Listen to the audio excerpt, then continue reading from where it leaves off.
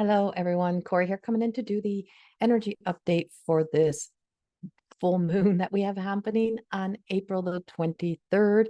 And this one is in Scorpio. We are now transitioned over into Taurus energy. So we have water as the full moon energy, and we have Taurus as the earth energy, and the energy that is the season we are in right now.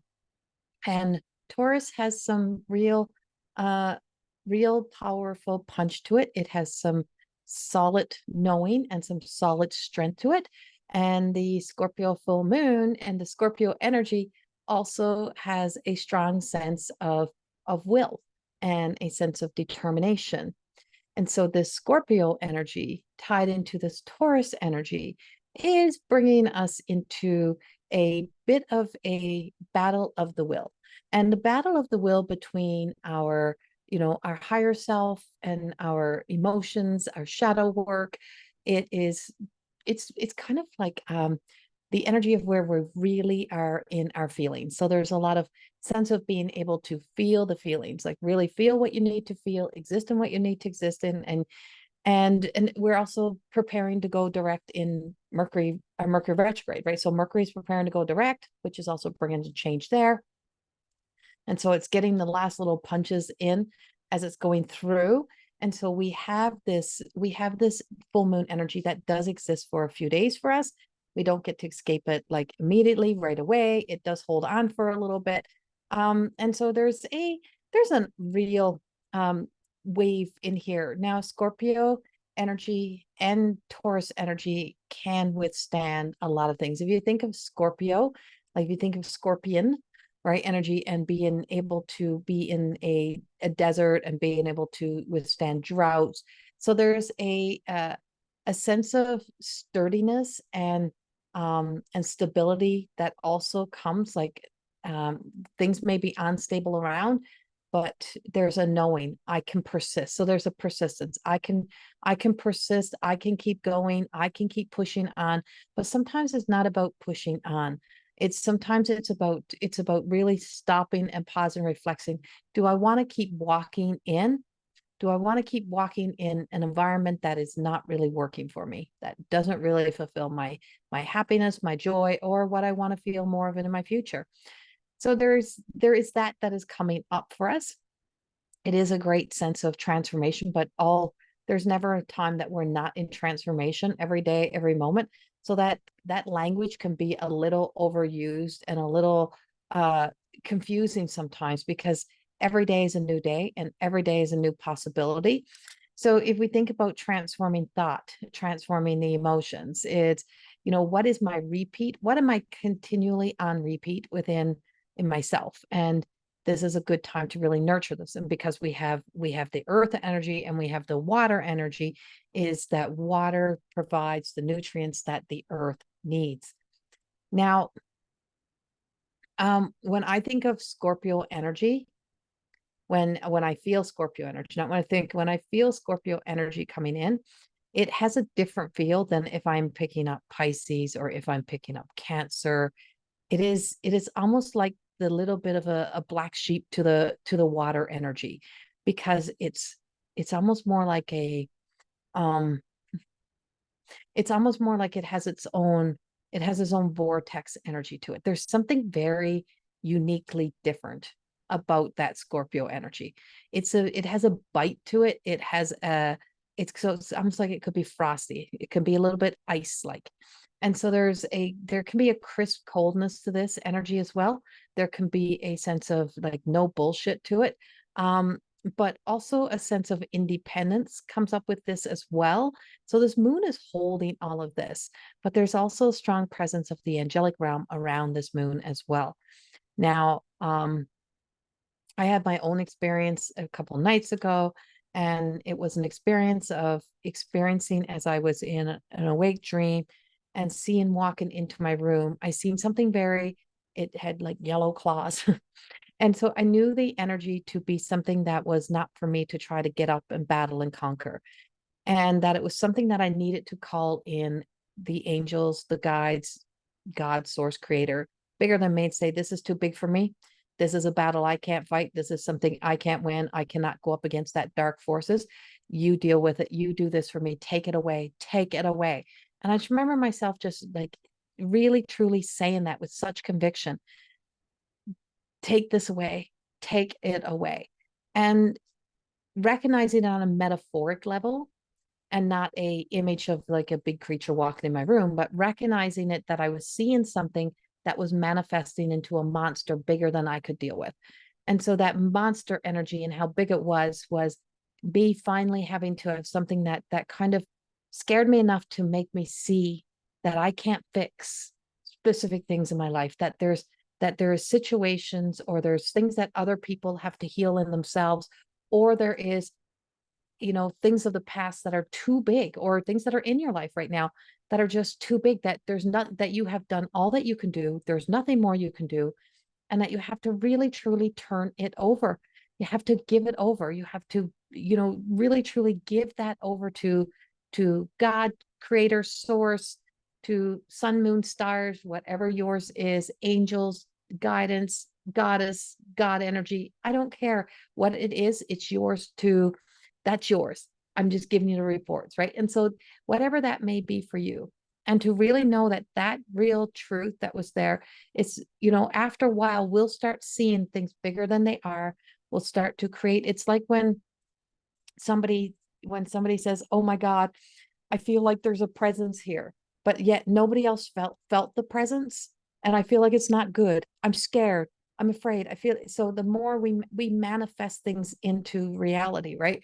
And I just remember walking in the room sometimes, people say, oh my God, don't you feel that in here? I'm like, no, it doesn't exist. It's not here. And they're like, what do you mean it's not here? Is it because it's not here. It's in here. It's not there. And so it's here because you are manifesting an energy. So now there's an energy in the room, and you have manifested this negative force energy in the room because the fear has become so great that it is taking up space. And so once it's how our ability to manifest, right? And so once we bring that into, once a thought becomes a reality, and then the reality grows, and then one person's thought becomes another person's thought and another person's thought, then it grows and it manifests into something bigger. And so this is where these energies, this entity energy comes from sometimes. Now, there's more to that, and yes, it is real stuff, but it's also what is not real. And there is the sense of things in our lives of where we're looking so bad, we want so bad for there to be something, we want to see something, we want to experience something, or we have so much fear manifested within ourselves, we are so afraid of our own self, to be alone with ourselves in our own world.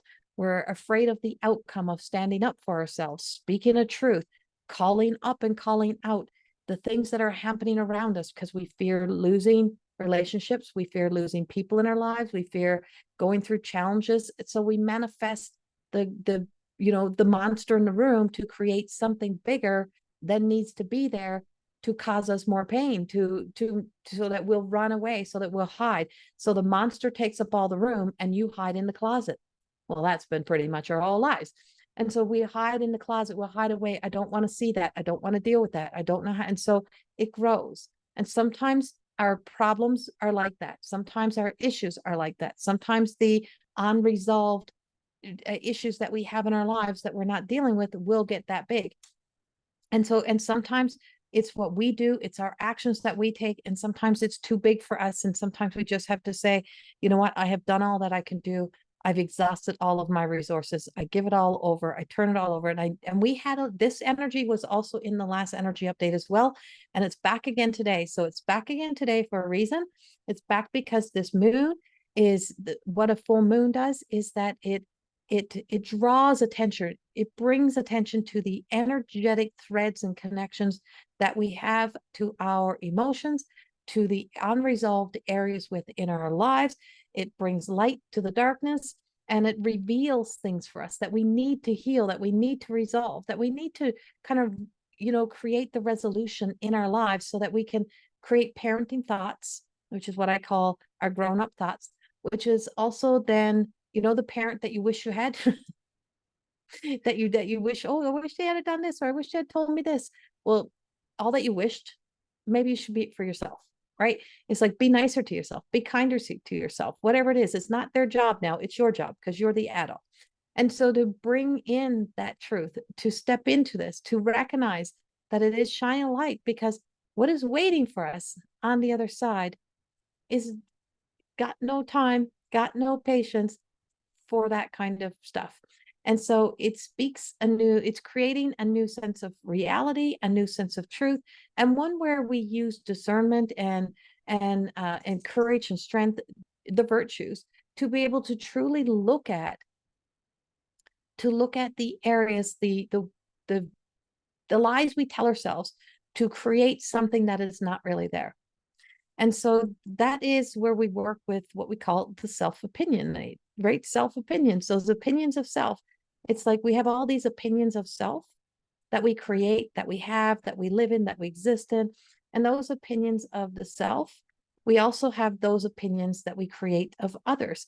And it's like we use people as, sometimes you use people as that reflection into what it is. You've created this opinion of yourself that who you are, and then somebody else has to be the reflection of why you're not that, or what's happening, or other, just other unresolved areas within our lives.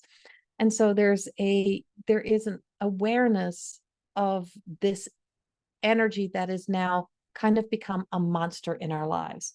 Because when we look at the healing work, do we spend a lifetime unhealed or always on healing? Or do we look at how we've already accomplished so many things? I've healed all of these. I've done this. Yes, things will rise, things will come up, but the past is no longer my reality. The past is no longer where I am. And the past is not controlling what I am doing right now. What I'm existing in right now is my creation. And I'm creating this. And I'm creating this story, this narrative, for whatever reason, right? For whatever reason. What's it serving for me? Is it so that I can continually telling myself that I'm the pleaser, I'm the fixer, I'm the martyr, there is so many more archetype of roles that you can play, that you can exist in creating that story. As I said, we always all have one ending, but what am I nurturing? And do I want to really start, what emotions do I really want putting into the soil, into that solid foundation? And what's been, how do I keep stinging myself? Kind of like the snake, the scorpion, like, the tail end, right? And so we're at it's like the tail end always has more of a sting than sometimes the original bite. Sometimes we bite off more than we can chew. Sometimes we have an appetite, like a hunger. But what am I hungry for? And often it ties around emotions. And so this movement that's happening, this shift that's happening, this disruption is bringing us into a place of feeling. And we are feeling our emotions, and we're feeling everything, and we're feeling it on such a deep cellular level, and so deep inside of ourselves, because there is a movement that is taking place. There's a movement happening energetically. There was a movement of moving from one era into the next era, making the shift, and to not not to exist holding on to fool's gold or imitation gold, but to hold on to true gold, the true treasures. What do I treasure the most? What am I really seeing? What's really happening? What's really exciting me? And so, like I said, I'll go back to the bedroom thing, or back to the room thing, and there's like a bunch of kids, and they create that narrative. And then, if I walk in as someone who can see, and I'm like, there's nothing happening here, there's no fear story here, there's nothing to be afraid of here, but there's spirit here. Well, where's spirit? Well, you're spirit. And just changing the energy of the room. So changing and shifting the energy within ourselves by no longer telling ourselves our own ghost stories, by no longer telling ourselves those old narratives of the past, by no longer creating the victim, and don't get me wrong, you know, there's going to be times in our lives we are a victim to circumstances or things that are happening, but to no longer create it, to mold it from our past experience, but to really truly embody a new sense of looking deeper, seeing, looking beyond. How's this serving me? How's this serving me? Is this even my truth? Where am I picking this energy up from? Where am I getting this? And am I using this as my motivator? And if I'm using that as my motivator, most times you're motivating the shadow to keep growing and evolving. And there's so much more to be developed, and there's so much more of self to grow. There's a higher self. There is stepping into a higher consciousness. And as we move into that higher consciousness, it's a shift in language. It's a shift in how we speak to ourselves. It's a shift in how we try to resolve and solve issues in our lives. It's about becoming organizing, recognizing how much, you know, we can see visual hoarding energy. We can see people that are dealing with those issues in their lives, but can you see how much of a hoarder you might, oh, I don't like the word, how much you've been hoarding within yourselves? All of this stories, all of this pain, because it materializes out into your life. It materializes in telling yourself that I don't have anyone. I'm now standing up for me. I'm now doing what's right for me. I've heard that language. I've heard it come out of myself a lot of times. And I'm like, whoever said you couldn't stand up for yourself? Whoever said you couldn't be anybody? Whoever said you couldn't have a better life? Whoever said you couldn't be a leader? Whoever said that to you? Who told you?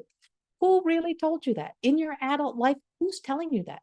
Who's telling you you're not important? Who's telling you you're not enough? Who? Who is that? Who is that? It's coming from here. It's coming from that old brain, that old habit. It is what we create so that we can continue to exist in those stories. And this is where this is collapsing. And this is where the transformation begins. Is kind of getting called up and out on our own bullshit. Big time. But also recognizing that some things are too big. And there's areas of our lives that we need assistance, we need help with, and calling in a higher level of consciousness instead of opinions and old thoughts and just waiting for the response. What do I need to do? And I myself have received a big answer in something that I've been thinking about, and and I had to finally let it go. And I was sitting on the couch yesterday, and it just popped up. It just came, and it said, this is what you must do. And you don't need it. You don't need to keep doing that. You don't need to keep holding on to that. You don't need to keep doing things that way. There's going to be a new way, but we can't create the new way if you won't let go. And so that's truth. And just waiting for that answer, waiting for that response to come in. There is a shift, like I said, in relationships. And I've been saying this in my whole year's energy, and I speak about the healing of people who have addictive behavioral patterns, or secret addictions, or things like that they have been in, and just finally starting to see the light, the spark, that little spark of gold inside is coming out and saying, why am I doing this? What is this costing me? And I'm not letting this cost any more than it has already cost. And that's the eradicating of that monster energy. Just saying, no more. I'm now done. I'm done. This is going to cost me way too much, and I'm not going to repeat this pattern any longer. I'm resolving this. And so there's a massive kind of waking up energy that, you know, you may not see it on a world scale, but because you don't know everybody, you don't know all the people in this world, you don't know those people who are just, you know, that are a nobody to so many people, but they're a somebody to a group of people somewhere. They may be a non-existent in our world, in your world, but they mean something, because we all mean something. We're all important. We all matter. And just that wake up that's coming for that energy as well. So I am going to go into the Palladium wisdom cards, the Oracle cards, and I'm pulling just one card, and it is relationship, and it's harmony. And so this beautiful card is very muted. It is yin and yang. And it is that blend of yin and yang. We can't have this without that. We can't, you know, it's the dualities of life, and it's light and dark. It's the each side of our choices. And so there's this and there's that. And so when we're trying to make choices, sometimes we're looking this way and that way, but we're not looking up, we're not looking down. We're not seeing all sides of things. We're not seeing the whole perspective. We're not turning things around. We're not turning it inside out. We're looking at face value. And sometimes you got to look farther than your nose. You got to look beyond face value, and you have to look a lot deeper. And when we create that sense of a harmony and balance and peace within ourselves, we have the courage to do that. We ignite the courage. We don't have false courage. We're not have false confidence. There's a sense of true courage and strength. And so when we look at this card, and this card is harmonized opposite. Sorry, I got to put glasses on. I can't see. Harmonize opposite and dualistic viewpoints for a more balanced life. And that's really coming up for us in within ourselves. And so in our sacral, that's that will. So it brings us back to the will, or sorry, brings us back to the emotions. And then our solar plexus, bringing us back to the power of the will, the power of I am, the power of I will. Instead of saying I'll try, I will. Right. And that's one of the big keywords we look for in coaching, is we look for when somebody can actually say, when they say, oh, I'll try. That's our inability to be able to commit, because we don't believe in ourselves. But when we say to ourselves, I will get there. I will do this. I will make this happen. I will see this in my lifetime. That is a conviction. That's trust. That's building trust. That's building a knowing within self that we are capable, that you are capable of being able to do this. You're capable of being able to make that happen. You're capable of being able, and you're believing in yourself.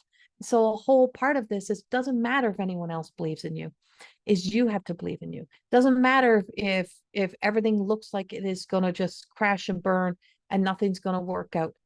Faith, holding on to that faith. I will see this over. I will see this result. I will see this done. I will see this finished. I will see me in this new life. I will see me doing this. I will. It will happen, because there's a fearlessness to this. And this fearlessness is what is needing, because in healing, it's not living and activating and being motivated by the fear stories, the false evidence appearing real stories. It's about truly stepping into fearlessness. And fearlessness takes courage, and it's innate courage. And I'm afraid, but I got to go anyway. I got to do this anyway. And so not being afraid to face that monster walking in the room, but not standing up to fight the monster, not going there and just saying, no, I don't need to. I don't need to, because I have a team. And we all have a team. We all have guides that guide us. But we also have the angel and the devil on our shoulders. So we also have, it's like the energy over here that just says, oh, come on, you want to do that. You know that person's your problem. You're not the problem. But if everyone and everything else is always the problem, sometimes we got to look at the self and ask ourselves, what am I contributing? How am I contributing? Who am I being in these situations? Don't mean we're bad. It don't mean there's anything wrong, but who am I being in those situations?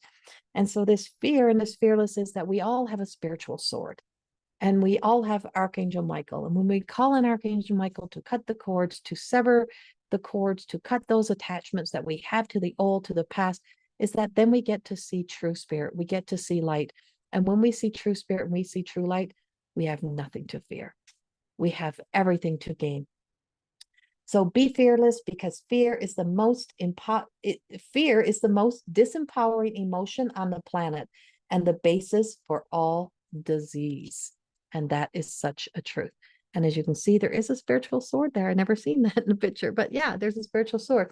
And this brings us a 6, and this brings us a 9, which brings us into a lot of power of 3 energies. So there is a lot of power, the power of the will. It takes a lot of courage to be fearless. And to be spiritually fearless is to recognize that there is a lot of things that are bigger than me. There is battles and wars that are not for me, that I can't fight, but I don't have to create a war within myself that I can't overcome, and that I can live fearlessly within myself. I can have that courage to stay in faith when so many other people fall into the fear stories, because fear creates divide and division even within ourselves, and it keeps us away from ourselves, and it creates that sense of disease, right? And so we get this contaminated energy in ourselves, and we believe it to be true, and it spreads like wildfire. So here we are at a major turning point, a major shift, as we're coming into the as we're in the April 23rd full moon, but we're also getting ready for the direct of retrograde.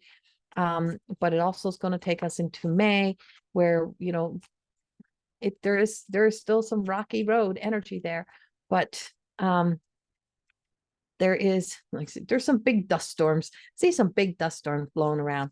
I see some kind of droughty kind of energy, that Taurus energy, but there's a persistence, there's a knowing. And when we persistently tell ourselves, I am worth this journey, I am loved, I will make it, I will do this, because the only person telling me that I can't is myself. I will do what I need to do. I will be me, and not look into the reflection of anything or anyone else that gives me the rite of passage to exist in my fear story. And we have the beautiful Magdalene coming in the mother energy, and she's riding that turtle energy and just riding. She can't do it herself. So she's letting the turtle, who knows how to work the water, who knows how to ride through the water.